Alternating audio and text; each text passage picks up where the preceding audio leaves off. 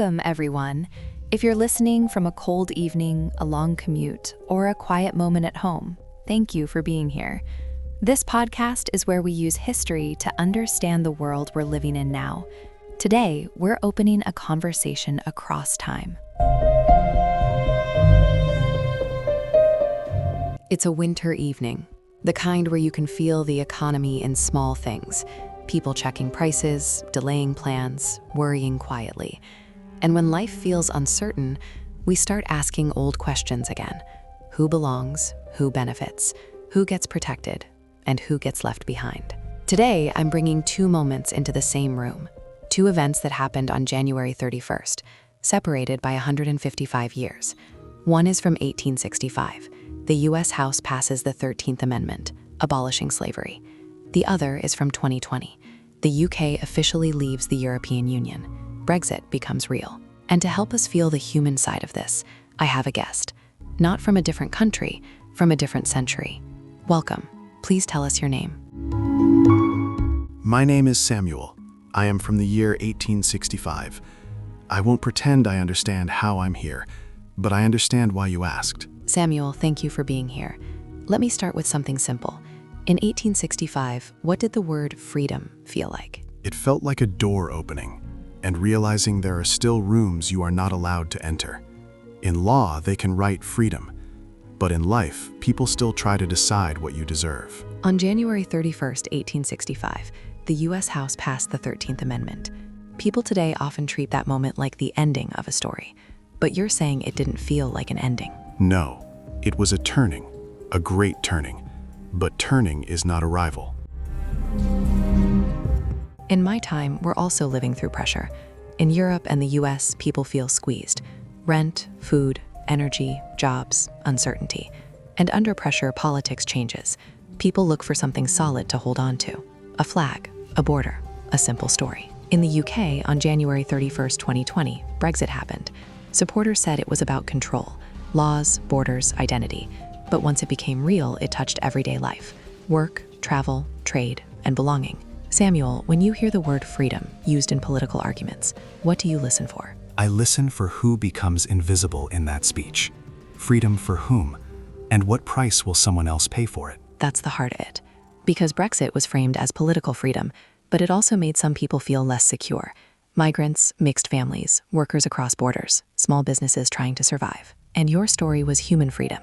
But even then, some people tried to reshape the meaning of freedom in ways that kept power in the same hands.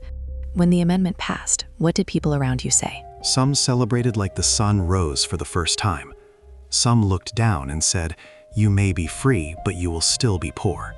And some were angry, because they thought freedom was something they could own and give or take away. So the law changed, but the habits didn't. Yes, a society can change its rules and still keep the same heart. Or the same fear. Let's put these two dates side by side. January 31st, 1865, a nation writes freedom into law. January 31st, 2020, a nation redraws its relationship with its neighbors. Different stories, but both revolve around the same argument. Who gets full access to the promise of society? In your time, did people believe freedom could be complete? Some did, but many believe freedom has levels, like a ladder, where some people are meant to stay on the lower steps. And that idea still lives today. Maybe we don't say it openly, but we design systems that act like it. Sometimes it's a border, sometimes it's a job market, sometimes it's who gets believed, who gets listened to, who gets protected by the law, and who gets treated as a problem. In my time, they called people property. In your time, maybe they call them a burden or a threat. Different words, same cold feeling. Here's the uncomfortable truth. When life gets harder, we don't always become kinder. Sometimes we become smaller. Why do you think people repeat the same patterns? Because fear is easy, and power is addictive. If someone benefits from the old way, they will rename it and keep it alive. So the fight isn't only about laws, it's also about imagination. Can we imagine a society where dignity is not rationed? And courage, because fairness costs something, especially to the people who are used to getting more. I want to turn this into a question for the listener. When we talk about Brexit, some say it was necessary to regain control. Some say it created new walls and new tensions. When we talk about the 13th Amendment, we call it a victory, and it is. But we also know injustice can transform instead of disappearing. So here is the question. When life gets harder, do we reach for dignity or do we reach for division? Do we fix systems or do we just change slogans?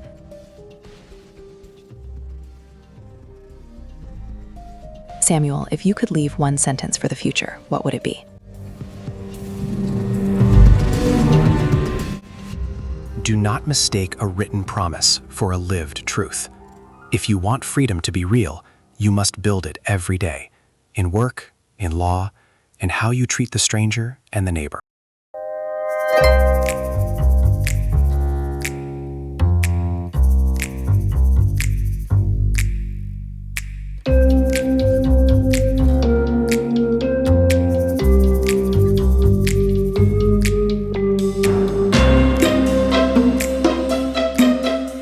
Two January 31sts. One ended slavery in law.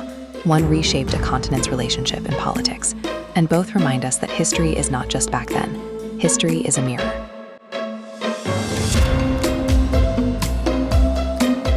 If this episode made you think, share it with someone and tell us your answer. When life gets harder, what should we choose? Dignity or division? This was 31st of Jan. Until next time, keep looking beyond the obvious.